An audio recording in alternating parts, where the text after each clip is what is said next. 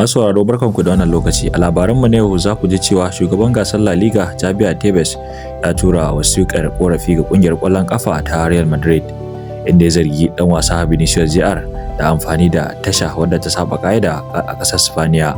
Ɗan wasan dai ya ɗaura hoto yayin da yake kallon wasan ƙungiyarsa ta Real Madrid da kuma Liverpool na gasar zakar nahiyar Turai, yayin da aga tambarin tashar ƙasar Brazil maimakon ƙasar Spaniya. Wannan dalili yasa shugaban gasar ta La Liga Javi Tebas ya zargi dan wasa Vinicius Jr. da karya dokar kasar, yayin da ya bayyana cewa haramun ne kana zaune a kasar Spaniya kuma kana amfani da tashar kasar Brazil, kuma ya bayyana cewa dan wasan da kuma wasu masu amfani da irin wannan tasha suna yin hakan ne ta barauniyar hanya.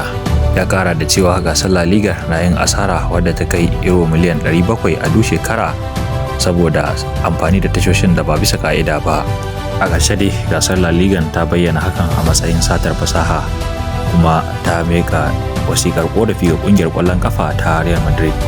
In ba manta ba dai irin haka ta faru da ɗan wasan ƙungiyar ƙwallon ƙafa ta Barcelona Fermin Lopez, yayin da aka ci tararsa bayan aikata wannan laifi.